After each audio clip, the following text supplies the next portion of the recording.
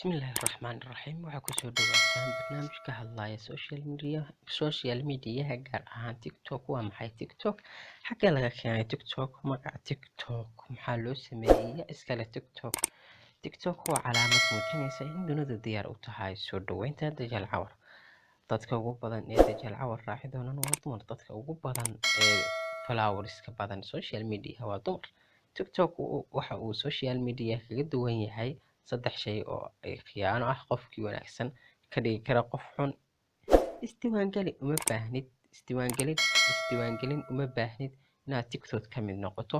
2 uma baahnid inaad codsi dirto si aad daawato ninkada halkaas ka socota. 3 markaas aad sleep tiraahdo waa uu daaran yahay muuqaalka xigay. 99% waxa ay ku bilowdaan muusig iyo isruxid. Muuqaalka TikTok-ta ugu badan waa 30 sekiin. Haddii aad daawato muddo 1 saac waxaad arkaysaa adigoo akhrinaya ama ku dhawaaqaya.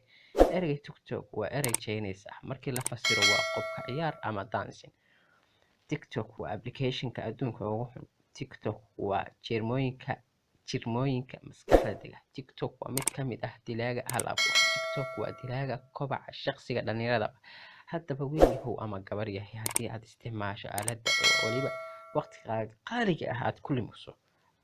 Application-ka TikTok waxaa lagu asaasay waddanka China. Waxaa laga yaabaa inaad taqaan aaladdan magaceeda aadan aqoon qofka iska leh. Paytanic waa mulkiilaha shirkadda TikTok. Aaladdan TikTok waxaa la asaasay 2016 ayuu Paytonic dhinac asaasay aaladdan TikTok. TikTok waxaa sanad gudihiis ku gaaray 150 waddan oo ka mid ah dunida. Bil kasta waxaa adeegsada application-ka 500 oo ruux.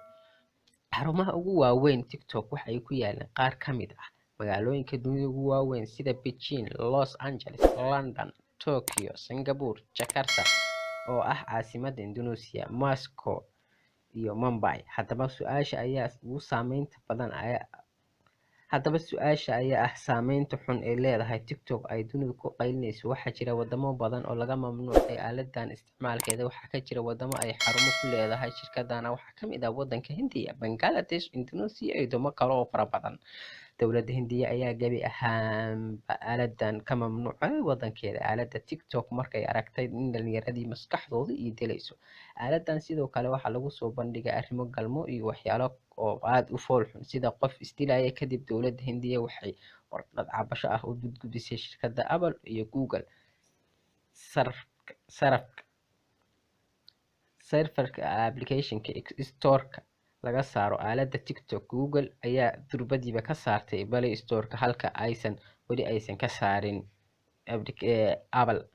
Waxaad noqonaysaa qofka ka fakaraya ama u duubto qofka kale. Hadba haddii isweydiiso ma waxaad u shaqaysaa sida dad kale u qancin lahayd? Away hal abuurkaagii? Away wax soo saarkaagii? Mise adigu waxba ma soo saari kartid? Waxaad tahay qof Afrikaan oo madow ah oo waliba Soomaali ah. Kaas oo ah waxaad aaminsan tahay in ay gaaladu naga caqli badan tahay. Run ahaantii waxaasu khiyaali aad iyo aad u xun weeye la iska dhaadhiciyay. Fadlan muuqaalkan gaarsi walaalaha kale ku falan TikTok. Soomaalidu inta badan waxay aad u isticmaalaan aaladdan TikTok. Waxaan uga mahadcelinayaa daawashada daawatay muuqaalkan. Mahadsanid.